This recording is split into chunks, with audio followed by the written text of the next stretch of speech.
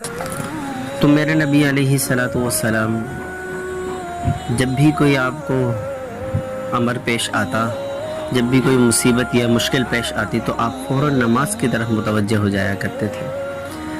آپ نماز کی طرف فوراً متوجہ ہو جایا کرتے تھے۔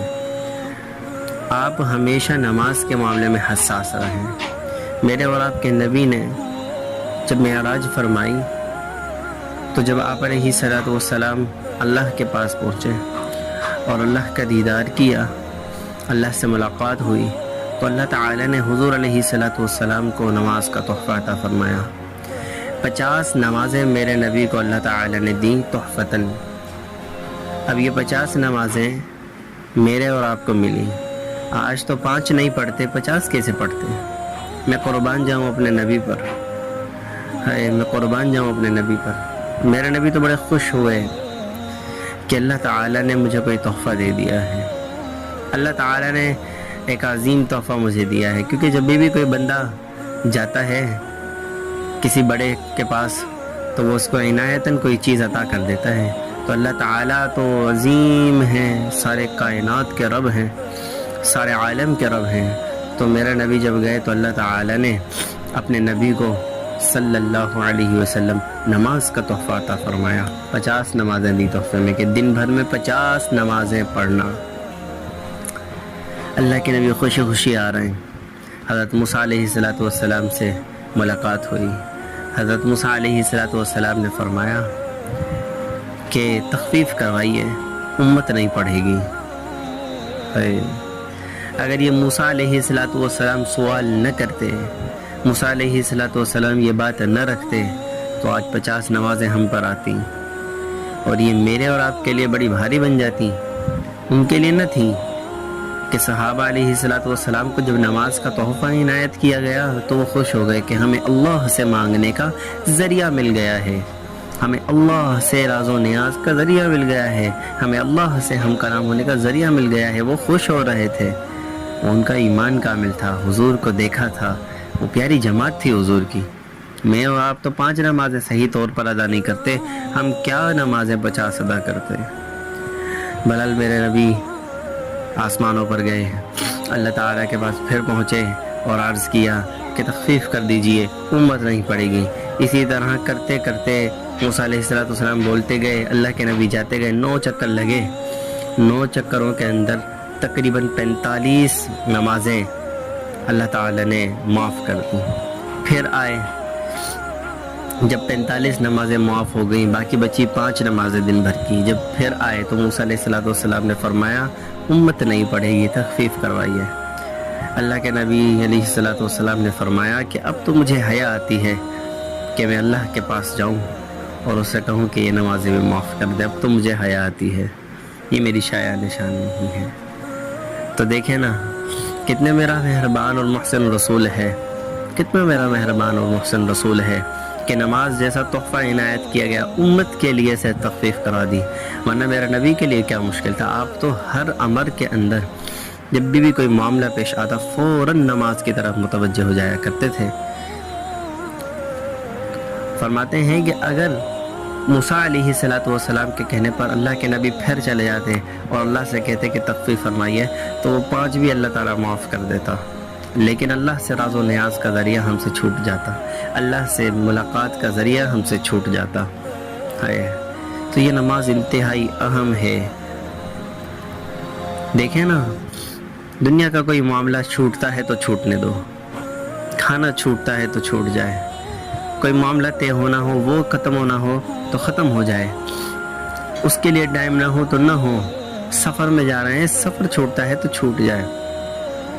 انتہائی کوئی ضرورت پیش آئے وہ الگ بات ہے، لیکن چھوٹی چھوٹی چیزیں اگر پیش آئے تو وہ بھلے چھوٹ جائیں لیکن نماز نہ چھوٹے، نماز نہ چھوٹے۔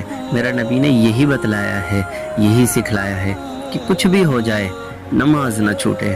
نماز انسان کی زندگی کے اندر انتہائی اہم رکن ہے۔ تو یہ کلمہ، مبارک کلمہ لا الہ الا اللہ محمد الرسول اللہ، جو میرا نبی کو دیا گیا اور میرے نبی نے ہم تک پہنچایا، اور اللہ کے نبی یہ مبارک کلمہ لے کر مبعوث ہوئے، اس کلمے کو پڑھتے ہی دیکھیں نا، نماز کا اہم رکن سب سے پہلے ہماری طرف متوجہ ہوتا ہے۔ انسان ایمان لاتا ہے، لاتے ہی اس کے اوپر نماز کا حکم سب سے پہلے آتا ہے۔ یہ اس بات کی دلیل ہے کہ نماز سارے ارکان میں سب سے مین ہے کلمے کے بعد۔ یہ نماز انسان کی آنکھوں کا نور ہے، دل کا چین ہے، راحت ہے، قرار ہے، اللہ کے نبی کی آنکھوں کی ٹھنڈک ہے۔ جس بندے کی زندگی میں نماز نہیں، اس بندے کی زندگی کیسی مسلمانی کی زندگی ہو۔ نماز انتہائی اہم ہے، اسی لیے جب اللہ کے نبی علیہ السلام دنیا سے تشریف فرما کر جانے لگے اور آپ علیہ السلام کا سر مبارک حضرت عائشہ صدیقہ رضی اللہ تعالی عنہا کی گود مبارک میں تھا، تو آخری لمحات میں آپ کا یہی پیغام تھا امت کو، اے میری امت، نماز نہ چھوڑنا، غلاموں کے ساتھ اچھا سلوک کرنا، نماز نہ چھوڑنا، نماز نہ چھوڑنا، نماز نہ چھوڑنا۔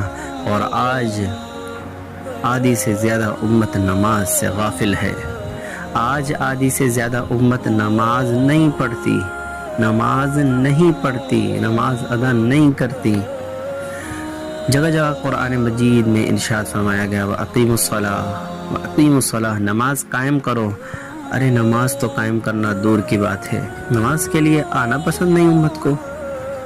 کیسے تو ہو گیا؟ یہ امت کس راستے پر چل نکلی ہے؟ یہ امت کس راہ پر چل نکلی ہے؟ کس نہج پر اس نے اپنے قدم ڈال دیے ہیں؟ کہ اللہ کو جواب نہیں دینا؟ کیا اللہ کو جواب نہیں دینا؟ کہ اللہ کے نبی کو چہرہ جا کے نہیں دکھانا؟ میرے اور آپ کے نبی تو اس عالم کو روشن کرنے کے لیے آئے تھے، لوگوں کو اندھیریوں سے نکال کر اور روشنیوں کی طرف ڈالنے کے لیے آئے تھے۔ اور اللہ کے نبی نے ایسی پیاری جماعت تیار کی، صحابہ رضوان اللہ تعالی علیہم اجمعین کی، کہ جن کی قربانیوں کو ہم ساری زندگی نہیں بھلا سکتے، آخر سانس تک ہم ان کی قربانیوں کو نہیں بھلا سکتے۔ میں قربان جاؤں تمام صحابہ پر کہ جنہوں نے حضور کی ایک ایک ادا کو اپنایا، ایک ایک سنت کو، ایک ایک صورت سیرت، ہر ایک چیز کو اپنایا، اور دنیا میں سرخرو ہوئے کہ آج 1450 سال بعد بھی ان کا نام اگر کوئی لیتا ہے تو ادب سے لیتا ہے۔ یہ کیا تھا؟ یہ ان کی زندگی میں نماز تھی، جنہوں نے سینے سے لگایا نماز کو۔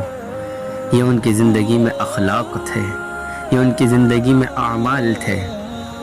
یہ سب کچھ اعمال کی بنا پر تھا، حضور کی محبت کی بنا پر تھا۔ آج ہم دعویٰ کرتے ہیں کہ ہم عاشق رسول ہیں، لیکن ہماری حالت کیا ہے؟ ہماری حالت یہ ہے کہ ہم لوگ زبان سے اقرار کرتے ہیں، دل میں ہمارے وہ محبت نہیں، دل میں ہمارے وہ عنایت اور شفقت نہیں ہے، کہ ہم اپنے نبی کو دھوکہ دے رہے ہیں۔ ہم اللہ تعالیٰ کو آنکھیں دکھا رہے ہیں، اللہ تعالیٰ کے سامنے ڈٹ رہے ہیں۔ اللہ تعالیٰ دن میں 5 مرتبہ مؤذن کے ذریعے پکارتا ہے، حی علی الصلاۃ، آ جاؤ نماز کی طرف، حی علی الفلاح، آ جاؤ کامیابی کی طرف، لیکن نہیں جاتے تو مطلب جرت کا مظاہرہ کر رہے ہیں کہ ہم میں اتنی جرت ہے کہ ہم نہیں پڑھتے نماز، کون ہمارا کیا بگاڑ لے گا۔ ارے نماز کسی اور کی ضرورت نہیں ہے، میری اور آپ کی ضرورت ہے۔ اللہ تعالیٰ کو کون سا فرق پڑنا ہے کہ میں نماز پڑھوں نہ پڑھوں؟ اللہ کو کچھ حاصل نہیں ہوتا کہ میں نماز پڑھوں، اللہ کا مرتبہ کوئی بلند نہیں ہوتا میرے نماز پڑھنے سے، اللہ کی شان ویسے ہی بلند ہے، اللہ تعالیٰ کی ذات ویسے ہی بلند والا ہے کہ تمام کائنات کا خالق و مالک ہے، اس کی شان میں کون سا اضافہ ہوتا ہے میری نماز پڑھنے سے؟ اور اگر میں نہ پڑھوں، جرت کو مظاہرہ کروں، تو اس کی شان میں کون سی گھٹائی آ جاتی ہے، کون سی اس کی شان میں کمی آ جاتی ہے؟ نہیں، نہ میرے نماز پڑھنے سے اس کی شان میں کوئی اضافہ ہے، نہ میری نماز چھوڑنے سے، جرت کا مظاہرہ کرنے سے اس کی شان میں کوئی گھٹائی ہے۔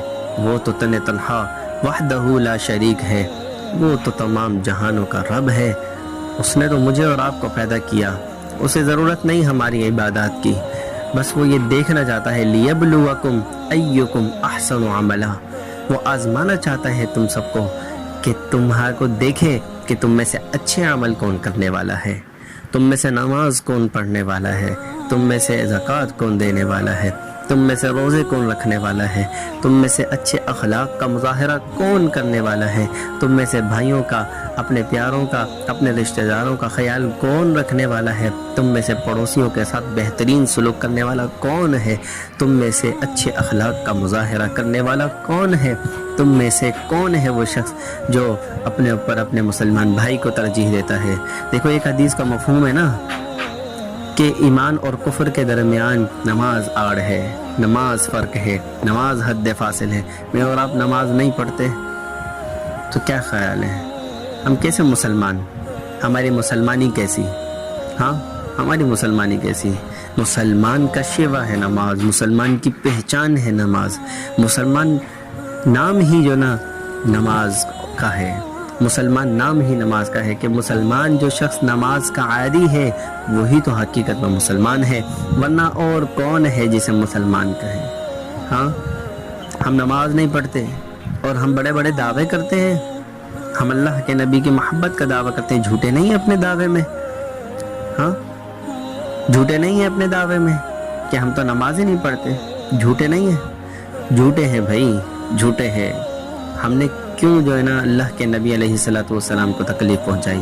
میرے نبی نے فرمایا کہ نماز میری آنکھوں کی ٹھنڈک ہے، نماز میں میری آنکھوں کی ٹھنڈک ہے، لیکن ہم نماز کو نہ پڑھ کر، چھوڑ کر، جرأت کا مظاہرہ کر کے اپنے نبی کو مانا کہ ہم تکلیف دے رہے ہیں، اپنے نبی کی آنکھوں کی ٹھنڈک کو چھین رہے ہیں کہ یہ اسے محسن اور مہربان نبی کے ساتھ وفا ہے؟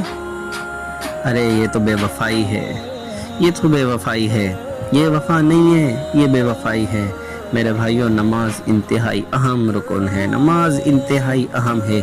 اپنی زندگی میں نماز کو سجا لو، اپنی زندگی میں نماز کو اپنا لو، اپنی زندگی کے اندر نماز کو مزین کر لو کہ کل کو قیامت کے دن جب سب سے پہلے سوال ہوگا نا نماز کے بارے میں تو کیا جواب دیں گے کہ ہم نے نماز اپنے گیم کھیلنے کے اندر قضا کر دی، ہم نے نماز چھوڑ دی گیم کھیلنے کے چکروں میں، ہم نے فلم، ڈرامے اور بہت سارے جو نا لغو کاموں کے اندر ہم نے نماز کو چھوڑ دیا۔ ہاں ہم نے اپنی پارٹیوں میں، اپنی جو زائد فضولیات ہمارا گھومنے کی گیدرنگ ہے، ہم نے اپنے دوستوں یاروں کے اندر نماز کو ضائع کر دیا۔ کیا جواب دیں گے؟ وہاں تو سب کچھ نظر آ رہا ہوگا، وہاں سب کے عیب کھل جائیں گے، سب کے عیب کھل جائیں گے۔ اللہ تعالیٰ سب کے عیبوں کی پردہ فوشی فرمائے، لیکن اللہ کا قانون ہے، میرا اللہ بہت عظیم ہے، وہ جس کو چاہے معاف کر دے، مہربان ہے، محسن ہے، لیکن میرے اللہ کا ایک قانون ہے، میرے اللہ کا ایک قانون ہے۔ تم بھلا بتلاؤ، بھلا مجھے بتلاؤ، ہم لوگ بھی برداشت نہیں کرتے ایک بندے کا ہمارے ساتھ اچھا سلوک ہو، ہم اس کے ساتھ اچھا برتاؤ کرتے ہیں، ایک بندے کا ہمارے ساتھ غلط سلوک ہو، ہم اس کے ساتھ ایسا ہی برتاؤ کرتے ہیں۔ ہم دنیا کے قانون بتا رہے ہیں، جو تمہیں دے تو تم اس کے ساتھ خوش ہو، جو تمہیں چھینے تم سے تو تم اس کے ساتھ ناراض ہو، اس کے ساتھ جنگ پر آ جاتے ہو۔ اللہ تعالیٰ تو بہت بلند والا ہے، ایک بندہ کام کرے اور ایک بندہ کام نہ کرے تو ہم کہتے ہیں کہ بھئی کام کرنے والا بندہ اچھا ہے۔ آپ کی دکان میں 2 مزدور ہیں، ایک تو کام ٹھیک کرتا ہے، ایک کرتا ہی نہیں ہے، وہ تو تمہاری دکان کو بجائے اوپر لے جانے کے نیچے گرا رہا ہے، تو کیا خیال ہے دونوں کو انعام دو گے؟ دونوں کے ساتھ اکرام کا معاملہ کرو گے؟ نہیں نہیں، جو تمہاری دکان کو 4 چاند لگا دے اسی کو تم اکرام کرو گے، اسی کا تم جو ہے نا اکرام کرو گے، اسی کے ساتھ اچھا برتاؤ کرو گے، اسی کے ساتھ مہربانی والا معاملہ کرو گے۔ تو میرے رب کا بھی قانون ہے، ایک بندہ اعمال لے کر آئے، ایک بندہ نیکیاں لے کر آئے، ایک بندہ زندگی کا مجاہدہ کر کر ساری زندگی آئے، ایک بندہ حضور علیہ الصلوۃ والسلام کی محبت کا نذرانہ لے کر آئے، ایک بندہ حضور علیہ الصلوۃ والسلام کی سنتوں کا نذرانہ لے کر آئے، ایک بندہ حضور علیہ الصلوۃ والسلام کی محبت کا نذرانہ لے کر آئے، صحابہ کی محبت کا نذرانہ لے کر آئے، زندگی میں اعمال ہو، نمازوں سے مزین ہو۔ ہاں تو یہ سب لے کر آنے کے بعد اللہ تعالیٰ اس کو بھی جنت دے دے، اس کو بھی معاف کر دے، اور ایک بندہ گناہوں کا ڈھیر لے کر آئے، ہاں گناہوں کا بازار گرم کر کر آئے، اللہ کو ناراض کر کر آئے، اللہ کے نبی کو دھوکہ دے کر آئے، اور نمازیں چھوڑ کر آئے، اخلاق بد اخلاقی میں بدل کر آئے، معاشرت کو تباہ و برباد کر کر آئے، تو کیا خیال ہے اللہ تعالیٰ اسے بھی ایسی جانے دیں گے جنت میں؟ نہیں نہیں، میرے رب کا قانون ہے، میرا اللہ منصف ہے، کل انصاف ہونا ہے، جو نیک ہوگا وہ جنت کے اندر جائے گا، اس کا حساب آسان ہوگا، اسے اللہ کا دیدار ہوگا، اس کے لیے نعمتیں بہت زیادہ ہیں، ایسی نعمتیں ہیں جو چھپائی دی گئی ہیں اور جن کو کسی آنکھ نے نہیں دیکھا۔ آنکھوں کی ٹھنڈک کے لیے وہ نعمتیں ہیں، ان کو کسی نے نہیں دیکھا۔ کیا خیال ہے، وہ نعمتیں اس کو بھی مل جائیں گی جو میرے رب کو ناراض کر کے آیا، جو نبی کو دھوکہ دے کر آیا صلی اللہ علیہ وسلم۔ تو میرے بھائیوں، ہم کس راستے پر ہیں، ذرا اپنا محاسبہ کریں۔ اللہ کے نبی نے فرمایا نا کہ القیس من دان نفسہ ہواہا وتمنى علی اللہ، عقل مند شخص وہ ہے، القیس من دان نفسہ وعمل لما بعد الموت۔ اللہ کے نبی علیہ السلام نے فرمایا القیس من دان نفسہ وعمل لما بعد الموت، عقل مند شخص وہ ہے، عقل مند شخص وہ ہے، کیا کرے، جو اپنے نفس کو تابعدار بنا لے، اپنے نفس کو احکامات کا، اعمال کا پابند بنا لے، اور اپنے اندر سے غیر اللہ کی محبت اور اپنے اندر سے اللہ کی ناراضگی کو ختم کر دے۔ وعمل لما بعد الموت، مرنے کے بعد کی تیاری کرے، مرنے کے بعد کے لیے عمل کرے۔ والعاجز، بیوقوف شخص وہ ہے، من اتبع نفسہ ہواہا وتمنى علی اللہ، جو اپنے نفس کو اپنی خواہشات کے پیچھے لگا دے، بس جو آیا آنے دو، جو اچھا لگے کر لو، کوئی انجام کی پرواہ نہیں، کسی چیز کی پرواہ نہیں، بس کرنا ہے ہم نے، بھلے گناہ ہو، بھلے عذاب ہو، بھلے اللہ ناراض ہو، بھلے اللہ کے نبی کو تکلیف پہنچے، کرنا ہے۔ من اتبع نفسہ ہواہا، بے وقوف شخص وہ ہے جو اپنے نفس کو خواہشات کے پیچھے لگا دے، خواہشات کے پورے کرنے میں لگ جائے، وتمنى علی اللہ، اور پھر اللہ سے امیدیں باندھے کہ اللہ معاف کر دے گا۔ یہ تو جھوٹی امیدیں باندھ رہا ہے، اللہ انصاف کرنے والا ہے، کرے گناہوں کے کام، کرے میرے رب کو ناراض کرنے والے کام، کرے اللہ کے نبی کو دھوکہ دینے والے کام، اور پھر وہ یہ کہے کہ اللہ معاف کر دے گا۔ اللہ ایسے نہیں چھوڑے گا، اللہ انصاف کرنے والا ہے، وہ دن انصاف کا ہے، وہ دن انصاف کا ہے۔ تو میرے بھائیو، نماز نہ چھوڑیں۔ دنیا کا کوئی معاملہ چھوٹتا ہے، چھوٹ جائے، نماز نہ چھوٹے۔ دنیا کی کوئی چیز چھوٹتی ہے، چھوٹ جائے، نماز نہ چھوٹے۔ دنیا کا کچھ بھی چھوٹتا ہے، چھوٹ جانے دو، نماز نہ چھوٹے بھائی، نماز نہ چھوٹے۔ تو آپ لوگوں سے گزارش ہے، اور میرے حق میں بھی دعا کیجیے گا، اللہ تعالی ہم سب کو نماز کا پابند بنا دے، نماز کا انتہائی ہمیں شیدائی بنا دے، نماز کی محبت ہمارے دلوں میں بٹھا دے کہ ہمیں نماز پڑھے بغیر سکون نہ آئے، چین نہ آئے۔ اللہ تعالی سے دعا کریں کہ اللہ تعالی عمل کی توفیق نصیب فرما دے۔ وآخر دعوانا ان الحمد للہ رب العالمین۔